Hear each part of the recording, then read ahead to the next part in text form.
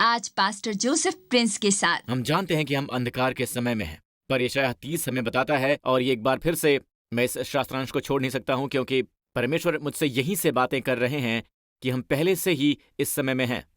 उठें, प्रकाशमान हो, क्योंकि तुम्हारा प्रकाश आ गया है। पर परमेश्वर का संदेश अंधकार के बीचों बीच हमेशा एक आशा का संदेश होता है। आमीन। उठ, प्रकाशमान हो, क्योंकि तेरा प्रकाश आ गया है और यहोवा का तेज तेरे ऊपर उदय हुआ है। देख, पृथ्वी पर तो अंधियारा और राज्य के लोगों पर घोर अंधकार छाया हुआ है, परंतु तेरे ऊपर यहोवा उदय होगा और उसका तेज तुझ पर प्रकट होगा। पता है, आप में से कुछ लोग कहते हैं कि ये मिलेनियम का समय है जब यीशु राज करते हैं और फिर यहोवा का तेज हम पर प्रकट होगा, हम सब पर प्रकट होगा।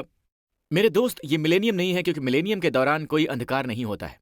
यीशु राज करते हैं। हालेलुया, आमीन। और जब यीशु राज करते हैं तो वहां कोई अंधियारा नहीं होता है। कि अंधियारे के इस समय में गौर कीजिए, अंधकार का समय है, न केवल अंधकार पर घोर अंधकार का, और ये लोगों पर छाया हुआ है। किंग जेम्स संस्करण में घनघोर अंधकार लोगों पर छाया हुआ है, हर लोगों पर। और इस समय बाइबल में लिखा है, तेरे ऊपर यहोवा का उदय होगा और उसका तेज तुझ पर प्रकट होगा। तो इस समय के दौरान वो क्या है जिस पर परमेश्वर जोर दे रहे हैं? अब इसे याद रखिए कि वहां पुराने नियम के मूल इब्री में अध्यायों का बंटवारा नहीं है, बिल्कुल भी नहीं। ठीक है, वो सब सूचीबद्ध तरीके से लिखे गए हैं। और अगर आप वचन 1 से पहले के वचन को देखें तो उठ, प्रकाशमान हो, क्योंकि तेरा प्रकाश आ गया है और यहोवा का तेज तेरे ऊपर उदय हुआ है। अगर आप शब्द उठ, प्रकाशमान की ओर देखते हैं तो आप गौर करते हैं कि परमेश्वर हमसे कह रहे हैं उठने और प्रकाशमान होने के लिए। उन्होंने हमसे अभी भी कुछ कहा है, तो अलग अलग अध्यायों के बारे में भूल जाइए। चलिए पहले अध्याय के अंतिम वचन की ओर देखते हैं और जो वो कहते हैं वो देखते हैं। यहोवा ये कहता है, जो वाचा मैंने उससे बांधी है वो ये कि मेरा आत्मा तुझ पर ठहरा है, और अपने वचन जो मैंने तेरे मुंह में डाले हैं अब से लेकर सर्वदा तक वो मेरे मुंह से और तेरे पुत्रों और पोतों के मुंह से कभी ना हटेंगे। वो तेरे पुत्रों और पोतों के मुंह से कभी ना हटेंगे, ऐसा कहते हैं वो। उठ, प्रकाशमान हो, क्योंकि तेरा प्रकाश आ गया है और यहोवा का तेज तेरे ऊपर उदय हुआ है। ठीक है, तो आप वहां उस संदर्भ को देखते हैं, क्योंकि परमेश्वर कहते हैं ये मेरी वाचा है। जी हाँ, ये मेरी वाचा है। ये ऐसी वाचा है जिसे परमेश्वर हमारे साथ बांधते हैं। मेरा आत्मा, पवित्र आत्मा जो तुझ पर ठहरा है, और मेरे वचन जो मैंने तेरे मुंह में डाले हैं, माताओं और पिताओं तुम्हारे मुंह से कभी न हटेंगे, कभी न हटेंगे। अब गौर कीजिए, यहोवा ये कहता है अब से लेकर सर्वदा तक वो मेरे मुंह से, पहले ये तुम्हारे मुंह से न हटेंगे, और फिर तेरे पुत्रों, तेरे बच्चों, पोतों के मुंह से कभी न हटेंगे, आज से लेकर असीमित काल के लिए। तो परमेश्वर कह रहे हैं कि मैं तुमसे एक वाचा बांध रहा हूं, और ये वो वाचा है जब मैं तुम्हारे सभी पापों को दूर कर दूंगा। इससे पहले का वचन जिसका हवाला पौलुस ने दिया है रोमियो की किताब में, इसकी पुष्टि करता है कि जिस दिन मैं उनके पापों को दूर करूंगा, उनके पापों को हटाऊंगा। और यहां परमेश्वर कह रहे हैं कि हम उठेंगे और प्रकाशमान होंगे उनकी वाचा की वजह से, कि मैं अपना आत्मा तुम पर और तुम्हारे बच्चों पर और तुम्हारे बच्चों के बच्चों पर डालूंगा। दोस्त, नई वाचा की प्रतिज्ञा असल में है पवित्र आत्मा। जी हाँ, पवित्र आत्मा। परमेश्वर यानी पवित्र आत्मा ने प्रतिज्ञा की, और यहाँ इस वचा में जब वो हमारे पापों को दूर कर देते हैं, पवित्र आत्मा आता है, प्रभु की स्तुति हो, और वो हमारे ऊपर आता है, और उसके पास वचन होते हैं जिसे परमेश्वर हमारे मुंह में डालते हैं। हाँ, ये शास्त्रांश के वचन हो सकते हैं, पर मेरा मानना है कि यहाँ ये संदर्भ सचमुच आत्मा में प्रार्थना करने से है। हालेलुया। यीशु ने असल में चेलों से कहा, प्रेरितों के काम 1 में वो असल में कहते हैं, उनसे मिलकर उन्हें आज्ञा दी कि यरूशलेम को ना छोड़ो, परंतु पिता की उस प्रतिज्ञा के पूरे होने की बाट जो हो। इस कथन पर गौर कीजिए, पिता की प्रतिज्ञा। प्रेरितों के काम 1 में वो असल में कहते हैं, उनसे मिलकर उन्हें आज्ञा दी कि यरूशलेम को ना छोड़ो, परंतु पिता की उस प्रतिज्ञा के पूरे होने की बाट जोहते रहो। अब इस कथन पर गौर कीजिए, पिता की उस प्रतिज्ञा, इसका मतलब क्या है? एक प्रतिज्ञा थी, उस प्रतिज्ञा का मतलब क्या होता है? डेफिनेट आर्टिकल, यानी एकमात्र। देखिए, परमेश्वर ने पुराने नियम में इस्राएलियों को कई प्रतिज्ञाएं दी थी, उसमें बहुत सी प्रतिज्ञाएं थीं, पर वो सब परमेश्वर की प्रतिज्ञा के बारे में जानते थे, पिता की प्रतिज्ञा के बारे में। और समय समय पर भविष्यवक्ता यशायाह, यर्मियाह और अलग अलग लोगों से, जैसे कि हग्गई, परमेश्वर ने प्रतिज्ञा की कि मैं सब प्राणियों पर अपना आत्मा उड़ेलूंगा। और ये सब उसी एक टर्म के तहत ही है, उसी एक टर्म के डेफिनेट आर्टिकल, पिता की प्रतिज्ञा, पिता की प्रतिज्ञा। वो जानते थे कि ये सब पवित्र आत्मा का वरदान है। प्रेरित पौलुस कहते हैं कि कारण क्यों मसीह ने हमें श्राप की व्यवस्था से छुड़ाया। ध्यान से सुनिए, मसीह ने जो हमारे लिए श्रापित बना, इसमें लिखा है कि जो कोई काठ पर लटकाया जाता है वो श्रापित है। ये इसलिए हुआ कि इब्राहिम की आशीष मसीह यीशु में अन्य जातियों तक पहुंचे और हम विश्वास के द्वारा उस आत्मा को प्राप्त करें जिसकी प्रतिज्ञा हुई है। तो परमेश्वर की सभी आशीषें इसी डेफिनेट आर्टिकल में, यानी पिता की उस प्रतिज्ञा में परिणति तक पहुंचती हैं। पिता की उस प्रतिज्ञा में। तो यीशु ने उनसे कहा और उन्हें विस्तारित करने की आवश्यकता नहीं थी। तो जानते हैं कि पिता की प्रतिज्ञा क्या है ना? ऐसा लगता है सभी यहूदी जानते थे और वो इसका इंतजार कर रहे थे। तो यीशु कहते हैं, जब तक पिता की उस प्रतिज्ञा को ग्रहण ना कर लो तब तक यरूशलेम में बाट जोहते रहो, जिसकी चर्चा तुम मुझसे सुन चुके हो। ध्यान दीजिएगा, वो इसे जानते थे क्योंकि यूहन्ना ने तो पानी में बपतिस्मा दिया है, परंतु थोड़े दिनों के बाद तुम बपतिस्मा पाओगे, या ग्रीक में पवित्र आत्मा से, क्योंकि यूहन्ना ने तो पानी में बपतिस्मा दिया है, परंतु थोड़े दिनों बाद तुम पवित्र आत्मा से बपतिस्मा पाओगे। ठीक है दोस्तों, मैं बस ये कहना चाहता हूं कि ऐसे विश्वासी हैं जो कहते हैं एक बार आपको उद्धार मिल गया है तो आपके पास पवित्र आत्मा का वास होता है। नहीं दोस्तों सुनिए, एक बार जब आपको उद्धार मिल जाता है तो आप नए सिरे से जन्म लेते हैं, आप आत्मा से जन्म लेते हैं। आमीन। तो पवित्र आत्मा आपके अंदर है। इसी तरह से आप नए सिरे से जन्म लेते हैं। नए सिरे से जन्म लेना, इसे ही तो कहते हैं कि पवित्र आत्मा आपके अंदर ही है। उसका आपके अंदर होना एक बात है और आपका उसमें होना, बपतिस्मा लेना, दूसरी बात है। ये बिल्कुल दूसरी बात है। शब्द पवित्र आत्मा में बपतिस्मा लेना, देखिए मेरे लिए एक गिलास पानी लेना एक बात है। मैंने ये पानी लिया, मैंने इसे पी लिया, राइट, और अब ये पानी मेरे अंदर है। मेरे लिए स्विमिंग पूल में कूद जाना दूसरी बात है। अब मैं पानी में हूं, मैं डूबा हुआ हूं, मैं उसके अंदर गोता लगा रहा हूं। अब एक ग्रीक शब्द है डूबा हुआ, यानी बैप्टिजो, यानी बपतिस्मा प्राप्त। मुझे पवित्र आत्मा में बपतिस्मा मिला हुआ है, मैं पवित्र आत्मा में डूबा हुआ हूं। वो जो कुछ भी है मैं उसमें हूं। प्रभु की स्तुति हो। दोस्त, यही है जिसमें परमेश्वर चाहते हैं कि हम चलें, खास करके अब इस समय के दौरान जिसमें हम हैं। सुनिश्चित करें कि आपका परिवार पवित्र आत्मा में बपतिस्मा ले चुका है। कई लोग ऐसे हैं जो शामिल हुए हैं पिछले 2 सालों में वैश्विक महामारी के दौरान, पर आपने पवित्र आत्मा से बपतिस्मा नहीं लिया है। तो एक बार फिर से मैं दोहराता हूं कि आप उद्धार पाना चाहते हैं तो आप यूहन्ना 20 की ओर देखें और आप पाएंगे कि चेले, ओके, इस समय तक उनमें से 11 हैं। यहूदा ने अपने आप को फांसी दे दी, ओके, और उसी दिन यीशु उनके बीच में था। उसी शाम, जिस शाम यीशु मुर्दों में से जी उठे, उसी दिन, राइट, उसी शाम, उसी दिन, ठीक है, यीशु उनके सामने प्रकट हुए, उनके बीच में, और यीशु ने उनसे कहा तुम्हें शांति मिले। और फिर उसके ठीक बाद उसने कहा कि बाइबल में लिखा है उसने उन पर फूंका और कहा कि पवित्र आत्मा लो।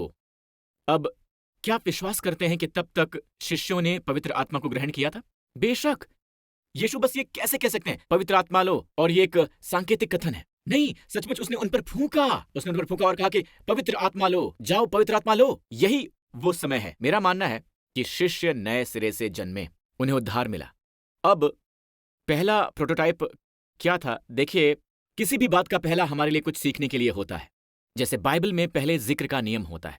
बाइबल ने एक निश्चित विषय का जिक्र किया पहली बार, वहां ये अपने अपरिपक्व रूप में है। इसके बीज के रूप में उस वचन या उस विषय के अन्य सभी जिक्रों के लिए जो बाइबल में है, ये उन सभी के लिए है। ये खुल जाएगा, लेकिन उन चीजों के आधार पर जो हम पहले जिक्र के नियम से सीखते हैं। पहले जिक्र के नियम में हमारे सीखने के लिए कुछ होता है जिसका हम इस्तेमाल करते हैं, राइट, पूरी बाइबल में उसी विषय के जिक्र में हमारा मार्गदर्शन करने के लिए। ओके, तो हम देखते हैं कि पिंतकुस्त के दिन पवित्र आत्मा का पहला बपतिस्मा, जो मेरा मानना है कि कलीसिया का जन्मदिन है। आमीन। अब शिष्य जब यीशु मुर्दों में से जलाए गए, वो पुनरुत्थान के दिन पहले फलों के पर्व पर उठाए गए थे। यहूदी इसे पहले फल का पर्व कहते हैं, राइट, और ये उसी दिन हुआ था जिस दिन शिष्य नए सिरे से जन्मे। उन्होंने पवित्र आत्मा को इसी अर्थ में ग्रहण किया कि वो उनमें वास करता है। पर इसके 50 दिन के बाद, पिंतकुस्त के दिन, उन्होंने पवित्र आत्मा का बपतिस्मा ग्रहण किया। Hallelujah, hallelujah. अब उनके पास बस वही नहीं है जिसका मैंने अभी अभी उदाहरण दिया है, पवित्र आत्मा मुझ में है, पर अब मैं पवित्र आत्मा में हूं। उन्होंने पवित्र आत्मा में बपतिस्मा लिया है और ये पहला जिक्र है। तो पहला जिक्र देखते हैं। हम कैसे जानते हैं कि उन्होंने बपतिस्मा लिया? क्या वो पवित्र आत्मा से भर गए थे? बाइबल हमें बताती है कि वो पवित्र आत्मा से भर गए। अब ये वहीं समाप्त हो सकता था, राइट? पर नहीं, इसमें आगे लिखा है कि वो बोलने लगे। कौन बोलने लगा? पवित्र आत्मा बोलने लगा? नहीं, वो बोलने लगे। बहुत से लोग समझ नहीं पाते हैं जब आप अन्य भाषाओं में प्रार्थना करने की बात करते हैं, वैसी बात कहेंगे कि खैर पवित्र आत्मा मेरे जरिए बोले, मैं इसकी प्रतीक्षा कर रहा हूं। नहीं नहीं, ध्यान से पढ़िए। ये मत कहिए कि वो सब पवित्र आत्मा से भर गए और पवित्र आत्मा ने उनसे अन्य भाषाओं में बात की। ऐसा मत कहिए। इसमें लिखा है कि वो सब पवित्र आत्मा से भर गए और जिस प्रकार आत्मा ने उन्हें बोलने की सामर्थ्य दी, वो अन्य भाषा भी बोलने लगे। तो पवित्र आत्मा आपको बोलने की सामर्थ्य देता है, पर इसे आपको कहना होगा। इसके लिए आपको प्रार्थना करनी होगी। आमीन। जब मैं इसके लिए इस सर्विस के अंत में प्रार्थना कर रहा हूं, तो मैं चाहता हूं कि आप इसे ग्रहण करें। मैं बस आपको प्रोत्साहित करना चाहता हूं पवित्र आत्मा का बपतिस्मा ग्रहण करने के लिए। अगर आपने अब तक इसका अनुभव नहीं किया है, अगर आपने अतीत में कहीं इसका अनुभव किया है, तो बस आपको एक बार फिर से आत्मा में प्रार्थना की शुरुआत करने की आवश्यकता है। इफिसियों की उसी किताब में अध्याय 5 में, इससे पहले कि वो पारिवारिक संबंध, पत्नियों, पतियों, आमीन, बच्चों के बारे में बात करता है, ठीक है, वो बात करता है पवित्र आत्मा से भर जाने के बारे में। चलिए ये देखते हैं। दाखरस से मतवाले मत बनो, क्योंकि इससे लुचपन होता है, पर आत्मा से परिपूर्ण होते जाओ और आपस में भजन, स्तुति गान और आत्मिक गीत गाया करो और अपने मन में प्रभु के सामने गाते और कीर्तन करते रहो। ध्यान दीजिए, अपने मन में प्रभु के सामने गाते और कीर्तन करते रहो। अब यहाँ ये शब्द आत्मा से परिपूर्ण होते जाओ ग्रीक में है। ये दरअसल प्रेजेंट पैसिव, ना कि एक्टिव, पर पैसिव इंपेरेटिव। इंपेरेटिव, दूसरे शब्दों में अपने आप को लगातार पवित्र आत्मा से भरते जाओ, लगातार। आमीन। आप इसे कैसे करते हैं? भरते जाने से। भरते जाना है वर्तमान काल। अपने आप को लगातार पवित्र आत्मा से भरते जाना है। कैसे करते हैं? कॉमा, अगला वचन। ये बोलना है प्रेजेंट एक्टिव वॉइस में। दूसरे शब्दों में आपकी भूमिका, आपकी सक्रिय भूमिका है बोलना शुरू करना। हर बार जब आपको दिन में निराशा महसूस होती है, आपको लगता है कि ब्ला ब्ला, आपको खुद पर हमला महसूस होता है, आमीन, आपको लगता है जैसे किसी बात में परमेश्वर की मध्यस्थता की आवश्यकता है, आप उस प्रार्थना को कर सकते हैं। प्रभु की स्तुति हो, आप बस बोलना शुरू कर सकते हैं। और ये है भजन संहिता की भजन। गौर कीजिए, जो आपको देती हैं खुशहाली भरा, आमीन, प्रसन्नता भरा जीवन। प्रभु की स्तुति हो, आमीन। और ये गीत है जो अन्य भाषाओं में है। पौलुस कहता है कि मैं आत्मा से भी प्रार्थना करूंगा और बुद्धि से भी करूंगा। आमीन, बिल्कुल स्पष्ट है। वहां संदर्भ ये है कि वो अन्य भाषाओं में प्रार्थना करने की बात कर रहा है। बोलने लगो, आमीन। हर कोई जिसने नए नियम में पवित्र आत्मा का बपतिस्मा लिया, प्रेरितों के काम की पुस्तक में अगर आप ध्यान से देखें, राइट, तो आप पाते हैं कि वो ग्रहण करते हैं, फिर अन्य भाषाओं में बात करने लगते हैं। ये एक अनुभव है। पौलुस एक बार इफुस के एक शहर से गुजरा और उसे कुछ चेले मिले, और ये वो लोग हैं जो यीशु पर विश्वास करते हैं। और उसने उनसे कहा कि जब आप लोगों की ओर देखते हैं तो आप कह सकते हैं कि वहां कोई आनंद नहीं है, वहां उदासी है, कोई नैतिक दृढ़ता नहीं है, उनके जीवन में कोई प्रकाश नहीं है, वो थके हुए हैं, हारे हुए हैं, आमीन, वो परेशान हैं जिंदगी से। और पौलुस ने ऐसा सोचा होगा, मैं मानता हूं कि चेलों को देखकर, और वो सच्चे शिष्य हैं, है ना। और उसने उनसे कहा, क्या तुमने विश्वास किया? क्या तुम्हें पवित्र आत्मा मिला? और उन्होंने कहा कि हमने तो पवित्र आत्मा की चर्चा कभी सुनी नहीं। तो फिर पौलुस कहता है कि तुमने फिर किसका बपतिस्मा लिया? मैंने यूहन्ना के बाथरूम में बपतिस्मा लिया। अब बाइबल कहती है वो यीशु के चेले थे, यानी शिष्य थे, जिन्हें उद्धार मिला। तो जब पौलुस ने उन पर हाथ रखे, तो बाइबल कहते हैं कि वो भिन्न भिन्न भाषा बोलने और भविष्यवाणी करने लगे। तो एक बार पौलुस ने कहा, क्या तुमने विश्वास करते समय पवित्र आत्मा पाया? तो जाहिर सी बात है, कुछ भौतिक है, कुछ ऐसा जिसका वो अनुभव कर सकता है कि वो विश्वासी हैं पर वो जयवंत नहीं है। और फिर वो उनसे कहता है, जब उनकी उसने प्रार्थना की ग्रहण करने के लिए, तो वो भिन्न भिन्न भाषा बोलने और भविष्यवाणी करने लगे। दोनों ही दैवीय प्रेरणा से बोलने में समर्थ है। तो यहां इफिसियों में पौलुस उन्हें आत्मा द्वारा प्रोत्साहित कर रहा है कि स्वयं को आत्मा से परिपूर्ण होने दें। कैसे? बोलकर। यही वो सक्रिय भूमिका है। आपकी भूमिका है बोलना, भिन्न भिन्न भाषाओं में बोलना, गीतों का गाना, भजनों का गाना। भजन गाते हैं प्रसन्नचित मन में, प्रभु की स्तुति हो। और फिर उसके बाद के 3 वचन वो पारिवारिक संबंधों में प्रोत्साहित करने लगता है। वो हमें क्या बताता है? और इफिसियों की पुस्तक में जब वो पारिवारिक संबंधों के बारे में बात करता है, जो उनके सभी लेखन की तुलना में सबसे परिपूर्ण है, ये आपको बताती है कि इससे पहले कि आप पारिवारिक संबंधों में सफलतापूर्वक चलें, आपको पवित्र आत्मा से लगातार और निरंतर भरने की आवश्यकता है। आमीन। समाप्ति पर चलते हैं 2 तीमुथियुस 1 की ओर। इसमें लिखा है, इसी वजह से मैं तुझे परमेश्वर के उस वरदान की सुधि दिलाता हूं परमेश्वर के उस वरदान की सुधि दिलाता हूं जो मेरे हाथ रखने द्वारा तुझे मिला है। यहाँ परमेश्वर के वरदान का वचन, कुछ लोग कहते हैं कि खैर ये पवित्र आत्मा है, ये पवित्र आत्मा नहीं है। जब ये पवित्र आत्मा के व्यक्तित्व का हवाला देता है तो हमेशा डोरिया शब्द का इस्तेमाल किया गया है, पर यहाँ ये डोरिया नहीं है, ये शब्द है करिश्मा, और करिश्मा का इस्तेमाल किया गया है 1 कुरिन्थियों 12 में पवित्र आत्मा के वरदान का वर्णन करने के लिए। आमीन। ज्ञान के वचन का वरदान, चंगाई का वरदान, और इन सभी वरदानों के लिए जो शब्द है वो है करिश्मा, जो है अनुग्रह का वरदान, और अनुग्रह का वरदान असल में है करिश्मा। तो अगर आप इसका अध्ययन करें तो ये वरदान है जिसकी अपनी कोई योग्यता नहीं होती। ऐसा इसलिए नहीं कि मैं इसके लायक हूं कि ये वरदान बस बह रहा है, नहीं नहीं नहीं नहीं नहीं। आमीन। इसके लिए यीशु द्वारा दाम चुकाया गया है क्रूज पर। प्रभु की स्तुति हो। असल में यीशु ने कहा, यदि कोई प्यासा है तो मेरे पास आकर पिए, तो मुझ पर विश्वास करेगा, जैसा पवित्र शास्त्र में आया है, उसके हृदय में से क्या? जीवन के जल की नदियां बह निकलेंगी। जीवन के जल की नदियां। उसने ये वचन उस आत्मा के विषय में कहा है, क्योंकि आत्मा अब तक न उतरा था। क्यों? क्योंकि यीशु अब तक अपनी महिमा को न पहुंचा था। परंतु अब जब यीशु की महिमा हुई है, प्रभु की स्तुति हो, हम भरते रहते हैं और वो जीवन के जल की नदियां हमसे बहती रहती हैं और हम इसकी सुधि दिलाते रहते हैं। इसमें लिखा है सुधि दिलाते रहो। शब्द सुधि दिलाना है असल में आग को हवा देना, भावनाओं को जागृत करना। आमीन। जैसे आप बारबेक्यू कर रहे हैं या कुछ ऐसा ही, आप एक पंखा लेते हैं और आप इसे डुलाते हैं, आप इसे थोड़ा डुलाते हैं आग जलाने के लिए। आमीन। आप इसे जलाते हैं, परमेश्वर की स्तुति हो, हालेलुया, आमीन, और आग जागृत हो जाती है। प्रभु की स्तुति हो, आमीन। तो वो करिश्मा वहां है, सुसुप्त पड़ा हुआ है। आमीन।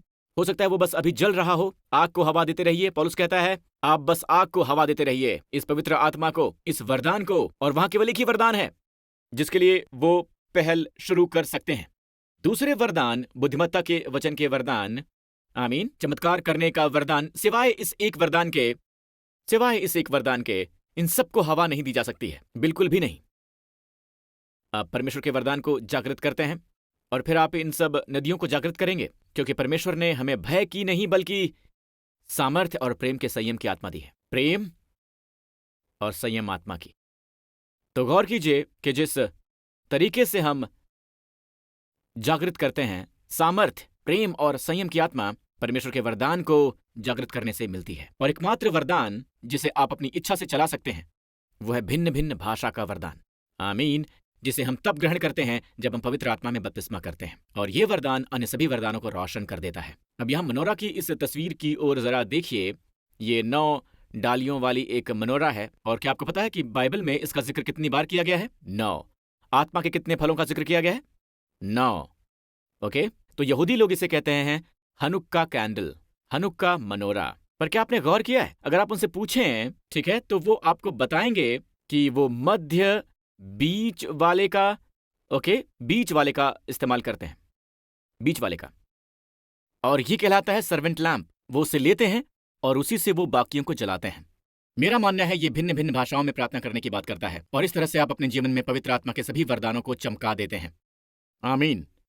प्रभु की स्तुति हो। मैं जल्दी से आपके साथ एक आर्टिकल के बारे में साझा करना चाहूंगा जो 7 नवंबर 2006 को छपा था न्यूयॉर्क टाइम्स में, जिसका शीर्षक था न्यूरो साइंटिफिक भिन्न भिन्न भाषाओं में बात करने की ओर। और जरा देखिए, ये इसके विपरीत हो सकता है। मैं बस इसका एक भाग निकाल रहा हूं, इसका एक भाग इसके विपरीत जो एक सामान्य धारणा हो सकती है। अध्ययनों से पता चलता है वो लोग जो भिन्न भिन्न भाषाओं में बात करते हैं शायद ही कभी मानसिक समस्या को भोगते हैं। देखिए, वो लोग जो भिन्न भिन्न भाषाओं में बात करते हैं शायद ही कभी मानसिक समस्या से जूझते हैं। इंग्लैंड में लगभग 1000 धर्म प्रचारक ईसाइयों के एक हालिया अध्ययन में पाया गया है कि जो लोग धर्म पालन करने में मशगूल रहते हैं वो अधिक भावनात्मक रूप से दृढ़ होते हैं जो मशगूल नहीं रहते हैं। यहां उस शास्त्र वचन की गवाही है, डुलाते रहो, उस करिश्मे की लौ में पंखा, भिन्न भिन्न भाषाओं में बात करो, आग को हवा देते रहो, तो क्या होगा? भय का आत्मा जल जाएगा। आमीन। और इसके बजाय आपके पास सामर्थ्य, प्रेम और संयम की नदियां हैं। ओह आमीन। हमें प्रतिदिन उसी की जरूरत है, पर आपके पास सामर्थ्य नहीं है। आमीन। पवित्र आत्मा के वरदानों के माध्यम से उस क्षेत्र में एक दैवीय मध्यस्थता लाने के लिए ये सामर्थ्य का हिस्सा है। परमेश्वर की स्तुति हो। और प्रेम और संयम, कैसे हम सबको एक संयमित मन की जरूरत है। कैसे हमें इन सब की जरूरत है। प्रभु की स्तुति हो। अगर अभी तक आपने ग्रहण नहीं किया है तो मैं आपके लिए पवित्र आत्मा का बपतिस्मा ग्रहण करने के लिए प्रार्थना करना चाहूंगा। इसमें आप जहां कहीं भी हैं अपने पांव पर खड़े हो जाइए। जब यीशु कहते हैं तुम में से कौन है ऐसा मनुष्य कि यदि उसका पुत्र उससे रोटी मांगे तो वो उसे पत्थर दे, और अगर वो उससे मछली मांगे तो वो उसे सांप दे। बेशक नहीं तो स्वर्गीय पिता अपने मांगने वालों को पवित्र आत्मा क्यों न देगा। वो क्यों न देगा उससे ऐसा। इसका मतलब है भयभीत ना हो, आपको एक सांप मिलेगा, एक दुष्ट आत्मा मिलेगी। जब आप पिता से प्रभु यीशु के नाम पर पवित्र आत्मा का बपतिस्मा मांगते हैं तो आपको कोई और आत्मा नहीं मिलेगी। और अभी मैं आपके लिए इसी की प्रार्थना करना चाहूंगा। आप अपने पांव पर खड़े हो जाइए। हालेलुया, आमीन। इसे याद रखिए, ये एक वरदान है, बस विश्वास से ग्रहण करने के लिए एक वरदान। आमीन। तो इस समय आप जहां कहीं भी हो अपने हाथ ऊपर उठाइए। आमीन। और इसे मेरे पीछे पीछे दोहराइए।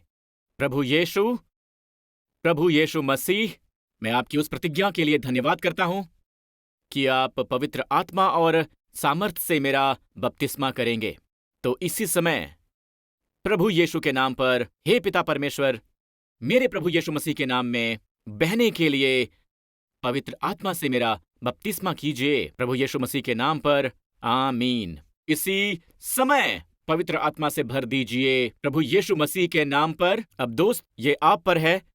प्रभु की स्तुति हो। संघर्ष मत कीजिए, बिल्कुल मत कीजिए। आपको पता है, आराम कीजिए और विश्वास से बोलना शुरू कीजिए। प्रभु की स्तुति हो। भिन्न भिन्न भाषाओं में बोलना शुरू कर दीजिए। वो आपसे कुछ नहीं करवाएगा। आमीन। आपको सहयोग करना होगा और भिन्न भिन्न भाषाओं में बोलना होगा। सहयोग कीजिए और भिन्न भिन्न भाषाओं में बोलिए कि हे प्रभु, हम आपके साथ चल रहे हैं, आप हमारा अनुसरण कीजिए, आप हमें अपने आशीष से आशीषित कीजिए। न सिर्फ हम पर बल्कि हमारे प्रियजनों पर भी अपना आशीष और अपनी अनुग्रह लुटाते रहिए। जी हाँ, बिल्कुल आप ऐसा कर सकते हैं। आप उनकी स्तुति करते रहिए थोड़े थोड़े समय पर।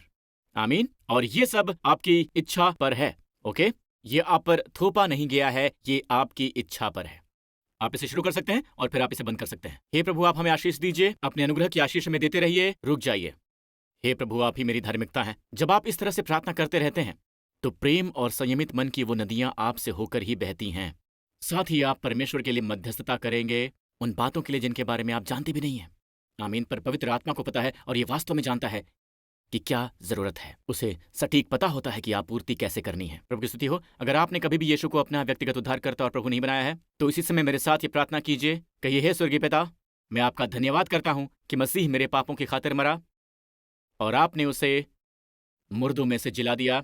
और इसी समय से मैं आपका धन्यवाद करता हूं कि मैं मसीह में परमेश्वर की धार्मिकता हूं, क्योंकि यीशु मसीह ही मेरे प्रभु हैं और मेरे सभी पाप, कहिए, मेरे सभी पाप क्षमा कर दिए गए हैं, मेरे जीवन से हटा दिए गए हैं। आपका धन्यवाद पिता। और इसी समय मुझे भर दीजिए और पवित्र आत्मा से मेरा बपतिस्मा कीजिए। यीशु के नाम में मुझे बहने दीजिए। आमीन।